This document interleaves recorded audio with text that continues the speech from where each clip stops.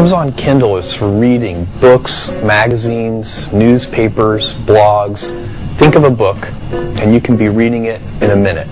That's Amazon Kindle. Kindle brings together a few things that really make it work. They're all focused on simplicity and making reading as great as it can be. We use a new kind of display technology called electronic ink.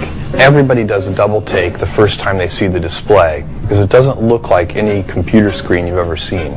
It looks like paper. Wireless is an essential feature because you can do something with wireless that you could never do with a physical book. And that is that you can get a new book in less than a minute wherever you happen to be. And that's pretty cool. What I wanted to do was to take advantage of great technology and do what only can be done electronically, but apply that to reading, because I think it's been underserved. Everyone reads. People enjoy reading. They love being involved with a good story. They love reading newspapers. I think what people will be most surprised about when they take their Kindle out of the box is how easy it is to set it up and get it working. All you have to do really is take it out of the box and turn it on. It's so simple you can be a moron, and it works. It's invisible. It takes no intelligence at all. Anybody who can read a book can function with this thing. So a lot of thought has gone into this, obviously, and a lot of it is very practical, which is delightful, because sometimes there seems to be a gap between technology, engineers, etc., and the real world. And it seems that somebody has bothered to bridge the gap with this. And it's almost as if certain technological companies would like to send you off to boot camp where you would be yelled at and forced to do push-ups in the mud for 3 weeks before you to get the skills to finally learn how to work it. And I don't want to do that. And certainly the Kindle does not want to take you to boot camp. It assumes that you already know how to read. And I think it'll be much more attractive to walk around with an instrument in your hand and read whenever and wherever and how much you like. So I think it's huge.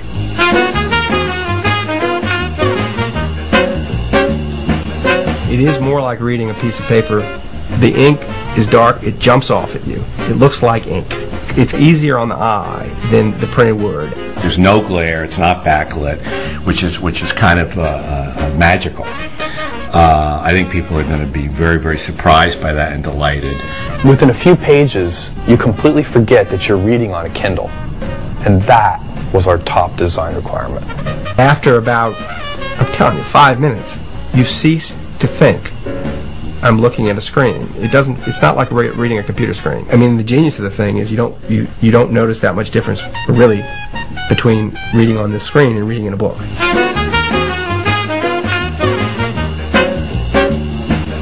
Not only can you read books on Kindle, you can read newspapers, magazines, blogs, read the Wall Street Journal, the New York Times, the Washington Post, Time Magazine, Forbes.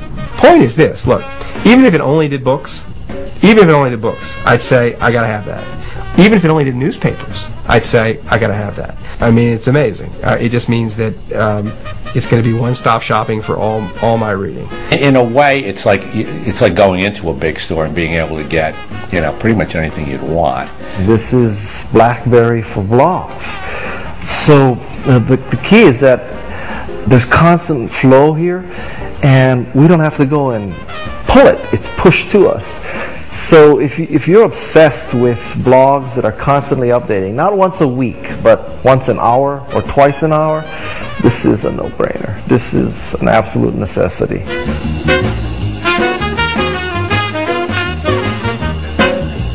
When we first started studying wireless, our first thought was to make it a Wi-Fi device. We realized that wouldn't work for what we envisioned because Wi-Fi doesn't work everywhere. We wanted it to work on a train, in a car, wherever you happen to be. It's magic.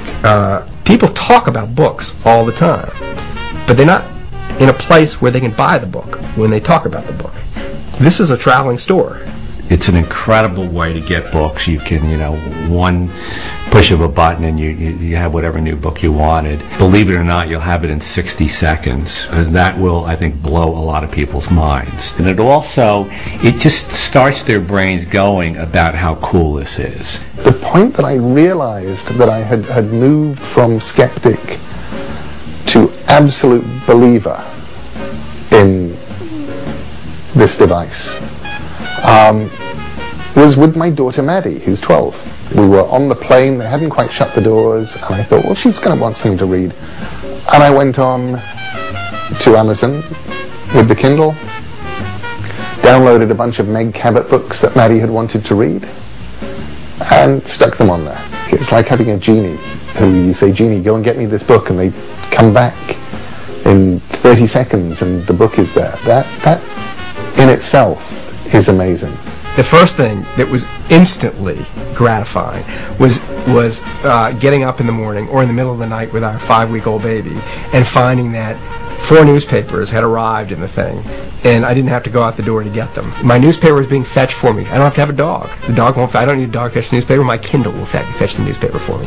The great thing about the wireless technology on your Amazon Kindle is there is no monthly plan, there's no service plan, there's no minutes. Amazon takes care of all of that for you. We pay all of that. You don't have to worry about it. You can just buy your Kindle, download books, and start reading. I think by far the coolest thing was that the retail price includes broadband wireless connectivity. And I always assumed it was going to be $10 a month, $15 a month, $20 a month, whatever it is, But when I found out that it's included, then it became a no-brainer.